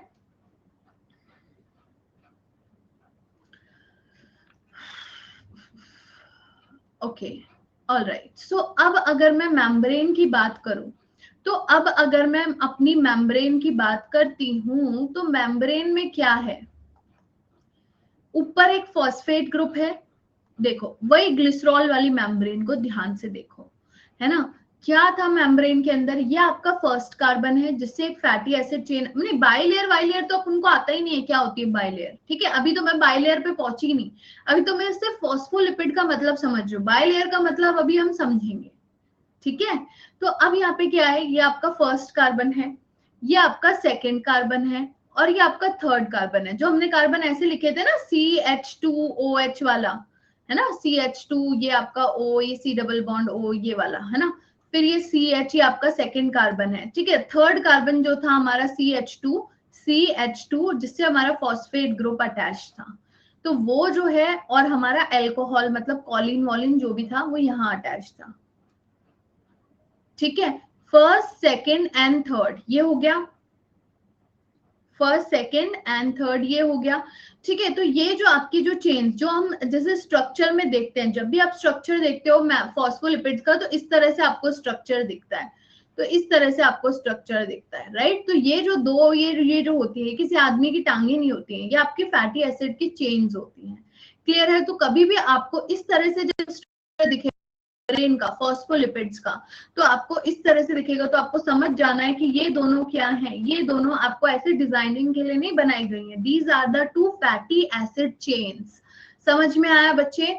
और ये जो ऊपर ये आपको ब्लू ब्लू ब्लू कर दिख रहा है, ये क्या है? फॉस्फेट ग्रुप है। क्लियर है? जिसके ऊपर की क्या होता है? चार्ज होता है। तो अब अगर मैं इस मेम्ब्रेन को देखती हूं, तो मैं क्या देख पा रही हूं कि ये जो हेड है, अब हम इसको क्या बोल देते हैं, जब हम फॉस्फोलिपिड की बात करें, तो ये हमारा फॉस्फोलिपिड हो गया है। ठीक है, और इस फॉस्फोलिपिड में ये हेड है जो कि क्या है? चार्ज है, जिसके ऊपर क्या है? पोलर ग्रुप प्रेजेंट है, जिसके ऊपर क्या है? पोलर ग्रुप प्रेजेंट है, राइट। हाइड्रोफिलिक हेड ग्रुप है, राइट। यहाँ पे आपका एल्कोहल प्रेजेंट है, यहाँ पे आपका फॉस्फेट प्रेजेंट है, which is again hydrophilic polar. और ये जो टेल है, ये क्या है? आपकी हाइड्रोफोबिक है, ये क्या है? नॉन पोलर है, राइट। तो यहाँ पे मैं बोल सकती हूँ कि आपकी जो हेड ग्रुप है, ये क्या है? हाइड्रोफिलिक है। ये क्या है? आपकी हाइड्रोफोबिक है। तो क्या मैं बोल सकती हूँ कि जो हमारे फॉस्फोलिपिड होते हैं, they are amphipathic. They are amphipathic. Amphipathic बोले तो क्या? They contain both hydrophilic group as well as hydrophobic groups. Yes और नो? समझ में आया सभी को? क्या ये पॉइंट समझ में आ गया बच्चों? हाइड्रोकार्बन की जो टेल है, that is hydrophobic, polar head group है। दोनों हाइड्रोफोबिक एंड हाइड्रोफिलिक ग्रुप्स है, both hydrophilic and hydrophobic, which means this phospholipid is amphipathic. Am I clear? Am I clear? All right. So as we know that our membrane is the phospholipid bilayer. हमारी जो membrane है वो क्या है? Phospholipid की bilayer है। तो मुझे ये तो बात समझ में आ गई, आपने बहुत अच्छे से बता दिया कि फॉस्फोलिपिड क्या है, हमें ये समझ में आ गया। अब मुझे बाइलेयर कैसे बन रही है ये नहीं समझ में आ रहा है, तो मैं क्या कर सकती हूँ? चलो मान के चलो कि अगर मैं तुम्हारी सिर्फ इस तरह से एक मेम्ब्रेन बना देती, तो क्या ये स्टेबल तुम्हारा सेल रह पाता? मान के चलो कि तुम्हारा ये वाला जो सेल है, इसके अंदर सिर्फ ऐसे ऐसे है, तो क्या ये स्टेबली यहाँ पे रह पाता? सारी चीजें इसके अंदर, all the components in the cell, क्या ये स्टेबल सेल बन पाता? नहीं बन पाता, राइट। तो इसीलिए क्या होता है मैम, नीचे वाली चेन में एक सैचुरेटेड एक अनसैचुरेटेड, इट डिपेंड्स, वैसे मोस्टली एक सैचुरेटेड अनसैचुरेटेड होता है, बट दोनों सैचुरेटेड भी हो सकते हैं, दोनों अनसैचुरेटेड भी हो सकते हैं। ठीक है, तो अब यहाँ पे अगर ये इस तरह से प्रेजेंट होगी, लाइक दिस, बाइलेयर की फॉर्म में इस तरह से, तो क्या हो जाएगा कि यहाँ पे दोनों तरफ क्या हो जाएगा? पोलर आ जाएगा, यहाँ पर भी पोलर आ जाएगा, और बीच में ये जो हाइड्रोफोबिक कोर है, ये स्टेबलाइज्ड फॉर्म में रहेगा, राइट। बीच में ये जो हाइड्रोफोबिक कोर है, ये स्टेबलाइज्ड फॉर्म में रहेगा, राइट। बेटर स्टेबिलिटी रहेगी आपके सेल की, right, rather than the this structure, इस स्ट्रक्चर के कंपैरिजन में। क्लियर? तो ये क्या होता है? ये होती है आपकी फॉस्फोलिपिड की बाइलेयर। एक लेयर है फॉस्फोलिपिड की और दूसरी लेयर है फॉस्फोलिपिड की, जिसमें कि बीच में हाइड्रोफोबिक कोर है, और ऊपर की तरफ पोल्स में, पेरिफेरी की तरफ इसके यहाँ पर पोल्स पे क्या है? आपका चार्ज्ड ग्रुप्स जो है वो प्रेजेंट है, हाइड्रोफिलिक ग्रुप्स जो है वो प्रेजेंट है। क्या आप लोगों को ये समझ में आ गया बच्चों? फॉस्फोलिपिड की बाइलेयर जो है वो समझ में आ गई? पक्का समझ में आ गया सभी को? फॉस्फोलिपिड बाइलेयर, ये थोड़ा सा वो आ गया लिपिड्स वाला पार्ट। ओके, ऑल राइट, ठीक है, ओके। सो एक बार मैं आ जाती हूँ वापस से यहाँ पर। तो मुझे ये टर्म समझ में आ गई, फॉस्फोलिपिड बाइलेयर, बट मुझे अभी भी ये नहीं समझ में आया what is the fluid mosaic model, ये टर्म क्यों दी गई? तो बोले कि तुम्हारी जो मेम्ब्रेन होती है ना, उसके अंदर सिर्फ फॉस्फोलिपिड नहीं होता, बोले उसके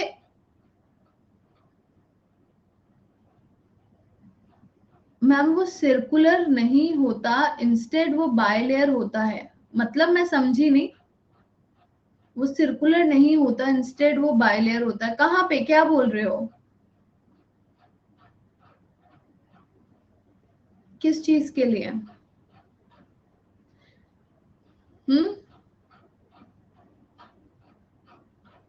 ओके, ऑल राइट, मुझे तुम्हारा पॉइंट समझ में नहीं आया।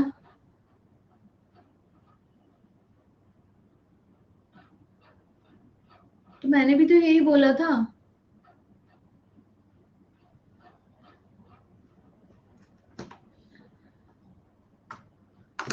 ओके, ऑल राइट, है ना।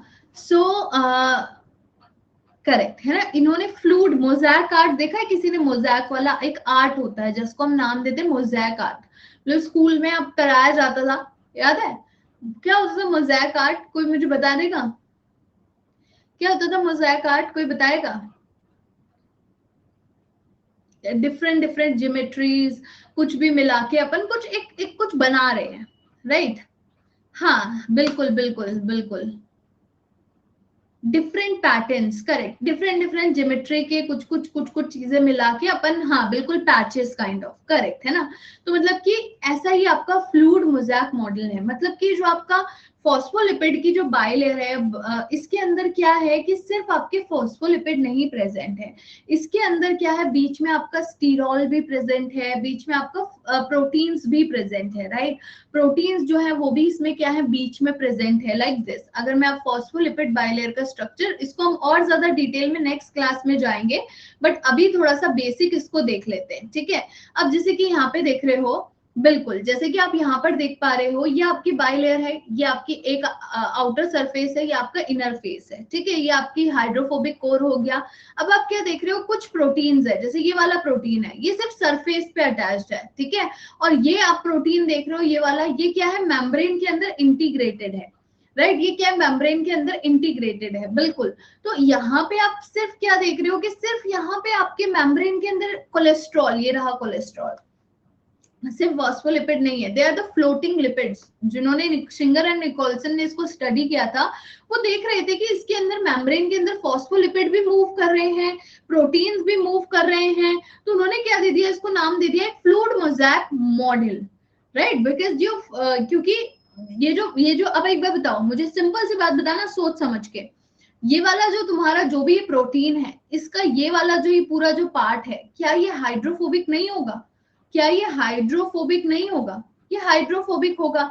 तो क्या ये मेम्ब्रेन के अंदर, क्या ये मेम्ब्रेन के अंदर अगर लिपिड इस तरह से डिफ्यूज कर सकते हैं laterally, right? Laterally laterally laterally laterally इस तरह से डिफ्यूज कर सकते हैं, तो क्या ये प्रोटीन्स उसके अंदर मूव नहीं कर सकते, फ्लोट नहीं कर सकते? यस कर सकते हैं, राइट? तो मेम्ब्रेन के अंदर क्या होती है, फ्लूडिटी होती है, मेम्ब्रेन के अंदर एक फ्लूडिटी होती है। फ्लूडिटी टर्म मैं आपको बताऊंगी नेक्स्ट क्लास में, क्योंकि थोड़ा बड़ा टॉपिक है, इसे एक्सप्लेन करना पड़ेगा।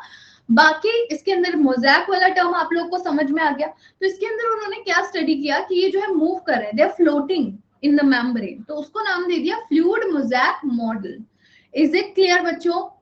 Is it clear? Alright, so आज के लिए अपन लोग इतना ही रखते हैं, आज के लिए इतना ही रखते हैं। नेक्स्ट क्लास में इसको आगे कंटिन्यू करेंगे, डिफ्यूजन, एक्टिव, पैसिव सब पढ़ेंगे, ठीक है? इसको आज यहीं एंड कर रहे हैं। नेक्स्ट क्लास अब होगी, आई थिंक आपकी 16th को होगी नेक्स्ट क्लास। आई होप जो नए बच्चे हैं उनको समझ में आया। मैं ग्रुप का लिंक शेयर कर देती हूँ। सॉरी, किसी को कोई है जो पॉइंट नहीं समझ में आया हो? Anyone?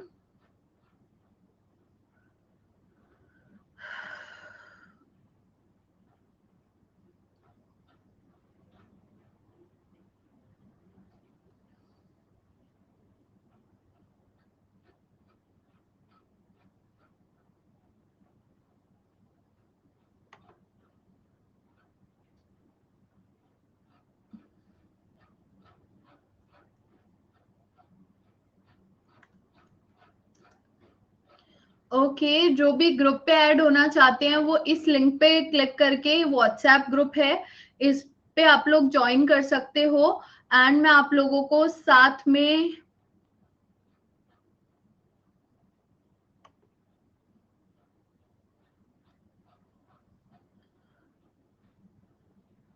Next course after immuno, I think आपका जो नेक्स्ट कोर्स रहने वाला है वो इवोल्यूशन रहने वाला है, ठीक है, दैट विल बी इवोल्यूशन। फिर उसके बाद में एनिमल फिजियो मैं कराऊंगी काफी दिनों बाद, ठीक है।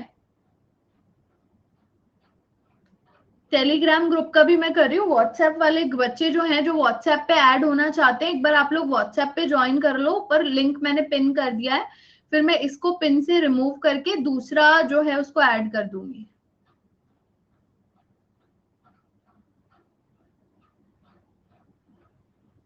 ओ भाई साहब, चलो ठीक है ना, मैं दूसरा वो कर देती हूँ। अरे तुम ये बता दो कि तुम वो क्यों कर रहे हो भाई, तुम एक दूसरे के फैन कैसे हो रखे हो, तंजील एंड तुम सचिन।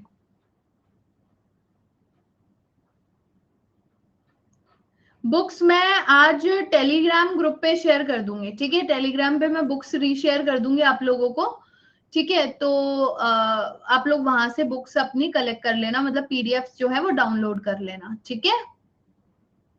एंड कोई भी डाउट आएगा मुझसे आप लोग पूछ सकते हो डायरेक्टली, कोई प्रॉब्लम नहीं है, ठीक है। हो सकता है कभी कभार रिप्लाई करने में थोड़ा सा, बिल्कुल मैं काप भी शेयर कर दूंगी, हो सकता है कभी कभार रिप्लाई करने में थोड़ा सा ऊपर नीचे हो जाए, मतलब एक दो दिन लग जाए, but I will definitely reply, ठीक है। एंड कॉल जो भी करता है प्लीज मुझे मैसेज कर दिया करो कि मैम हम कॉल कर रहे हैं आपको, एकदम से मैं डर जाती हूँ, पता नहीं किसका कॉल आ रहा है। हाँ बिल्कुल, तुम्हारे आई थिंक अभी मैसेजेस आए हैं जस्ट, ठीक है, ओके डन, चलो ठीक है बच्चों, bye bye, take care, then see you all. Plus class अब मंडे को नहीं होगी, आई थिंक ट्यूसडे को होगी, तो ट्यूसडे को हम लोग मिलेंगे, 15 को मेरा बर्थडे है, don't forget to wish me, okay. चलो बाय, मैं खुद ही विश करवा लेती हूँ, मैंने बोला था ना मैं रोज रोज तुम्हें याद दिलाऊंगी, ओके। चलिए bye bye everyone, take care, thank you for joining, bye bye. ठीक है, याद रहेगा ना, चलो good, okay, thank you, bye bye.